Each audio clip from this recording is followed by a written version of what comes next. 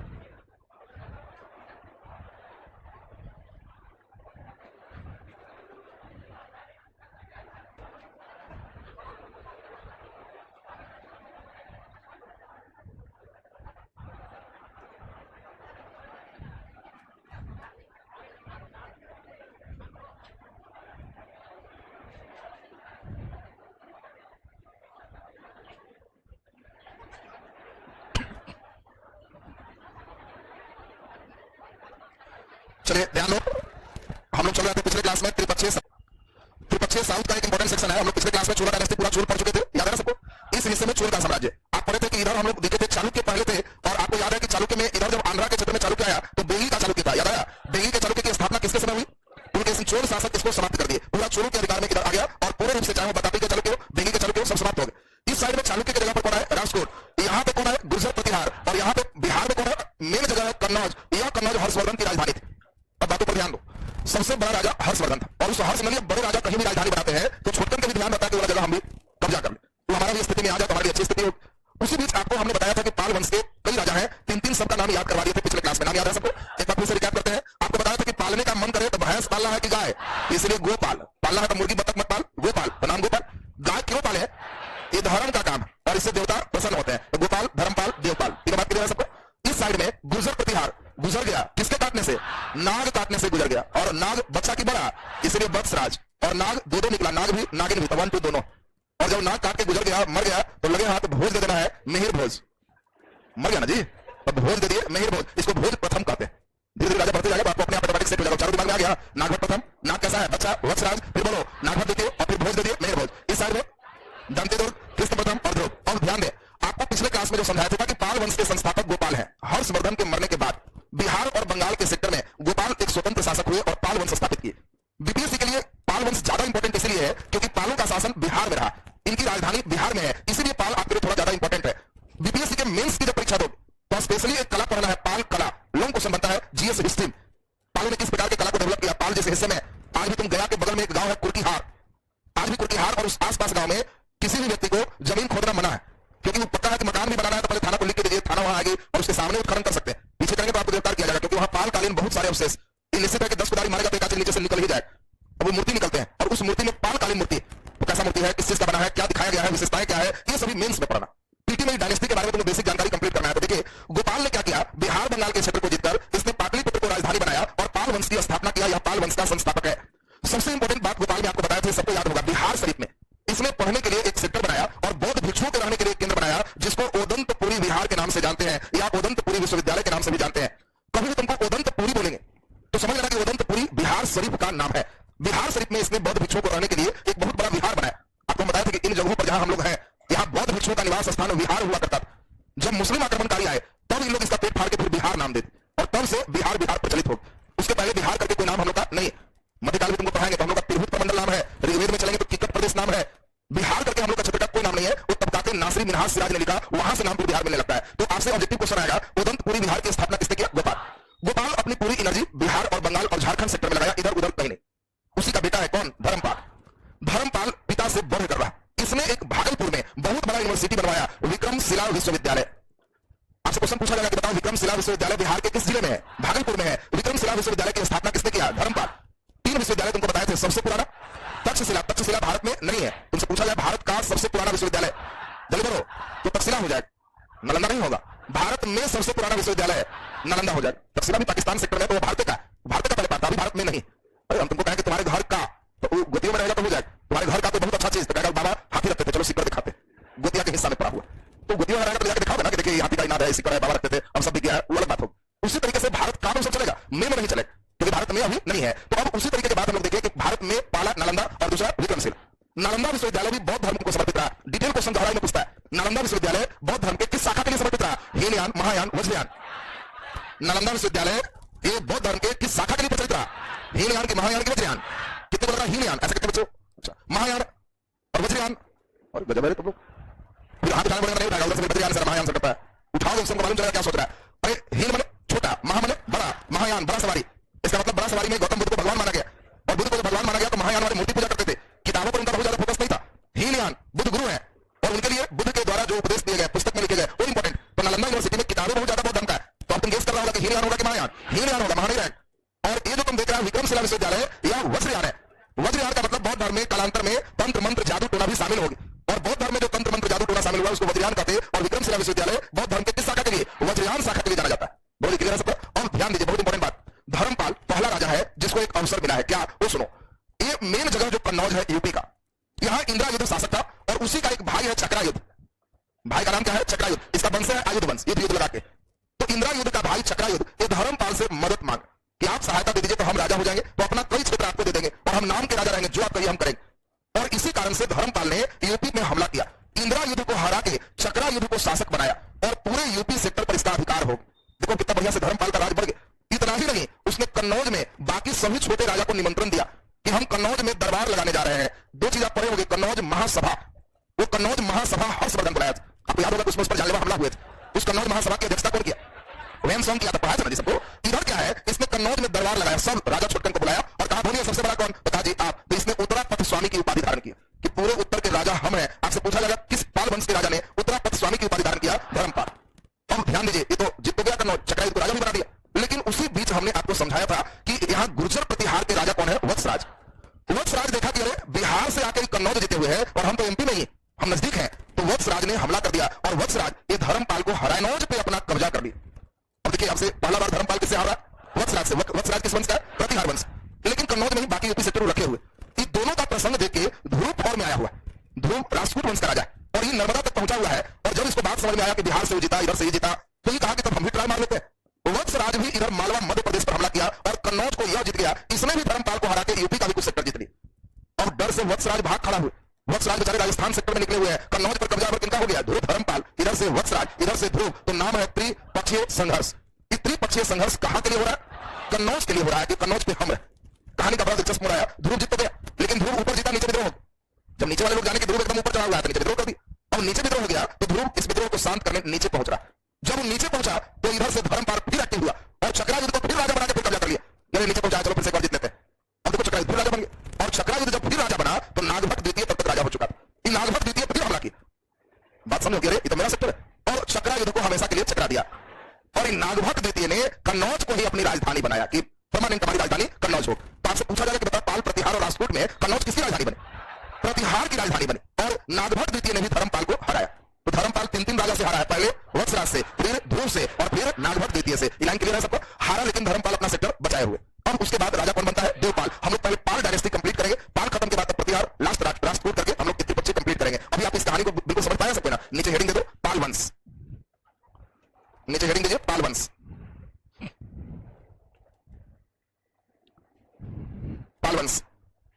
चलिए नीचे पाल वंश का पहला राजा बोलो कौन है? गोपाल। नीचे हेडिंग दीजिए, गोपाल। पाल वंश में नीचे हेडिंग दे, गोपाल। गोपाल। नीचे डैश पे क्लिक कीजिए।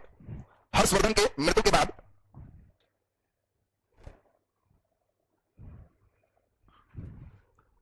हर्षवर्धन की मृत्यु के बाद बिहार बंगाल के क्षेत्र में, बिहार बंगाल के क्षेत्र में पाल वंश की स्थापना हुई। पाल वंश की स्थापना हुई जिसके संस्थापक गोपाल थे। गोपाल थे। नीचे स्टार लगा के गोपाल ने 750 ईस्वी में 750 ईस्वी में पाल वंश की स्थापना किया। पाल वंश की स्थापना किया।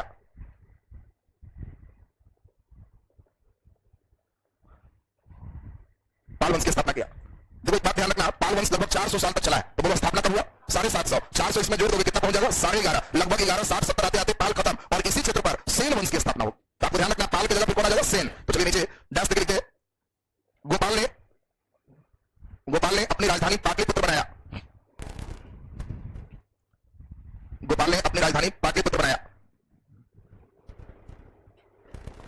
अपनी राजधानी पाटलिपुत्र बनाया। नीचे डबल स्टार लाके लिखिए, गोपाल ने बिहार शरीफ में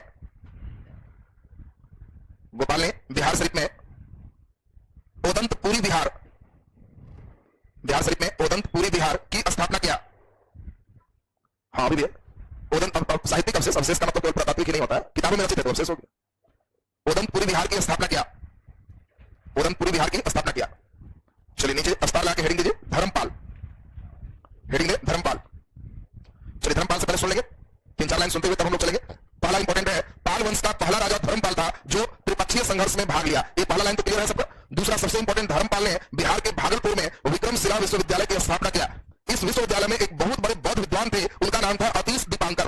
वहां से पूछा जाएगा कि बताओ अतीश दीपांकर बौद्ध विद्वान किस विश्वविद्यालय में थे, तो नालंदा चॉइस में भी देगा तो नहीं होगा, आंसर हो जाएगा विक्रमशिला। तो इनके दरबार यहाँ पे थे अतीश दीपांकर और ये बहुत बड़े बौद्ध विद्वान है। विक्रमशिला बौद्ध धर्म के किस शाखा के लिए प्रसिद्ध है, वज्रयान शाखा के लिए प्रसिद्ध है। फिर हम लोगों ने देखा कि धर्मपाल ने क्या किया, यहाँ पर आयुध वंश में इंदिरा युद्ध को हटा करके और चक्रा युद्ध को शासक बनाया, याद आ गया सबको। और इसने कन्नौज में एक दरबार का आयोजन किया और उस दरबार में इसने उत्तरा पथ स्वामी की उपाधि धारण किया। जितने अभिलेख हैं, अभिलेखों में धर्मपाल को परम सौगात कहा गया। ये भी एक अच्छा क्वेश्चन, अभिलेख में धर्मपाल का नाम क्या मिलता है, परम सौगात। बहुत शानदार क्वेश्चन है, रिवर्स क्वेश्चन भी पूछता है कि किस पाल वंश के राजा को परम सौगात कहा गया। चलिए बोलिए, धर्मपाल को परम सौगात कहा गया, ये भी लाइन एकदम ध्यान रखोगे। अब होगा प्रतिहार वंश के राजा वत्सराज ने। फिर हम लोगों ने सुना वत्सराज को ध्रुव ने हराया और ध्रुव फिर जब दक्षिण की ओर चला गया तो फिर से धर्मपाल कन्नौज के क्षेत्र पर चक्रा युद्ध को शासक बनाया। और तब फाइनली प्रतिहार वंश के नागभट्ट द्वितीय ने चक्रा युद्ध को हरा करके, धर्मपाल को हरा करके कन्नौज को अपनी राजधानी बनाया। बोलो क्लियर है सब। उधर जब पाएंगे फिर क्वेश्चन आएगा, किस प्रतिहार राजा ने पहली बार कन्नौज को जीता, वत्सराज। किस प्रतिहार राजा ने पहली बार कन्नौज को राजधानी बनाया, नागभट्ट द्वितीय हो जाएगा। बोलो क्लियर है सब। जल्दी से इतनी बातों को फटाफट लिखेंगे। धर्मपाल में लास्ट में जल्दी बोलो, धर्मपाल का अभिलेखों में नाम क्या मिलता है, चलिए बोलिए परम सौगात, परम सौगात। अतीश दीपांकर किस विश्वविद्यालय में थे, तो आपको ध्यान रखना है विक्रमशिला विश्वविद्यालय में। लिख दीजिए जल्दी धर्मपाल। नीचे अस्तार लाके रास्ते के देखो, पाल वंश का पहला राजा, पाल वंश का पहला राजा धर्मपाल था, धर्मपाल था जो त्रिपक्षीय संघर्ष में भाग लिया, जो त्रिपक्षीय संघर्ष में भाग लिया, त्रिपक्षीय संघर्ष में भाग लिया। नीचे रास्ते के लिखिए, धर्मपाल ने विक्रमशिला विश्वविद्यालय की स्थापना, विक्रमशिला विश्वविद्यालय की स्थापना बिहार के भागलपुर में किया। विक्रमशिला विश्वविद्यालय की स्थापना बिहार के भागलपुर में किया। नीचे रास्ते के विक्रमशिला विश्वविद्यालय में, विक्रमशिला विश्वविद्यालय में प्रमुख बौद्ध विद्वान, प्रमुख बौद्ध विद्वान अतीश दीपांकर रहते थे, प्रमुख बौद्ध विद्वान अतीश दीपांकर रहते थे। नीचे डबल स्टार लाके रास्ते के लिखिए, विक्रमशिला विश्वविद्यालय, विक्रमशिला विश्वविद्यालय बोलो कौन शाखा, वेरी गुड, बौद्ध धर्म के वज्रयान शाखा के लिए प्रसिद्ध था। विक्रमशिला विश्वविद्यालय बौद्ध धर्म के वज्रयान शाखा के लिए प्रसिद्ध था, वज्रयान शाखा के लिए प्रसिद्ध था। जल्दी बोलो, हीनयान में क्या होता था, बुद्ध गुरु थे, महायान में बुद्ध भगवान थे, वज्रयान में तंत्र मंत्र और जादू टोना पर बल दिया गया। बोलो क्लियर है सबका। नीचे डैश लिख दीजिए, डैश लिख के धर्मपाल ने चक्रा युद्ध के समर्थन में, चक्रा युद्ध के समर्थन में कन्नौज पर हमला किया, कन्नौज पर हमला किया और वहां इंदिरा युद्ध को हराया, और वहां इंदिरा युद्ध को हराया, इंदिरा युद्ध को हराया। नीचे डैश देखिए, चक्रा युद्ध को कन्नौज का शासक बनाकर, चक्रा युद्ध को कन्नौज का शासक बनाकर, चक्रा युद्ध को कन्नौज का शासक बनाकर धर्मपाल ने कन्नौज दरबार का आयोजन किया, कन्नौज दरबार का आयोजन किया और उसने उत्तरा पथ स्वामी की उपाधि धारण किया कि पूरे उत्तर का हम राजा हैं, और उसने उत्तरा पथ स्वामी की उपाधि धारण किया, उत्तरा पथ स्वामी की उपाधि धारण किया, उत्तरा पथ स्वामी की उपाधि धारण किया। नीचे डबल स्टार लाके बहुत अच्छा क्वेश्चन है, अभिलेखों में धर्मपाल को, अभिलेखों में धर्मपाल को परम सौगात कहा गया, अभिलेखों में धर्मपाल को परम सौगात कहा गया। सौगात माने गिफ्ट और परम माने बहुत अच्छा गिफ्ट, परम सौगात कहा गया। नीचे डैश लिख लीजिए, सर्वप्रथम राजा वत्सराज, सर्वप्रथम प्रतिहार राजा वत्सराज ने धर्मपाल को हराया, और कन्नौज पर अधिकार किया,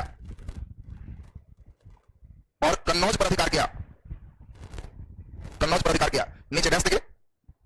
राष्ट्रकूट राजा ध्रुव ने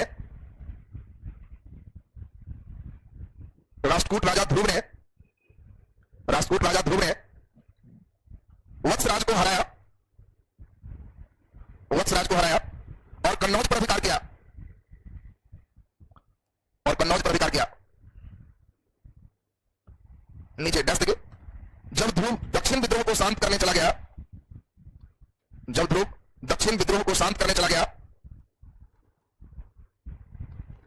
तो पुनः धर्मपाल ने चक्रा युद्ध को कन्नौज का शासक बनाया। बोलो फाइनली चक्रा युद्ध किससे खत्म होगा? नागभट्ट द्वितीय से। नीचे डबल स्टार लिखिए। प्रतिहार राजा नागभट्ट द्वितीय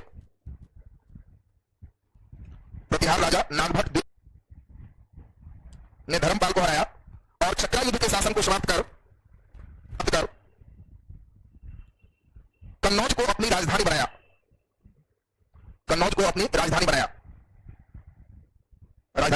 बोलो यहां तक फिर एकदम क्लियर है सबको? नीचे हेडिंग दीजिए देवपाल, अगला शासक देवपाल।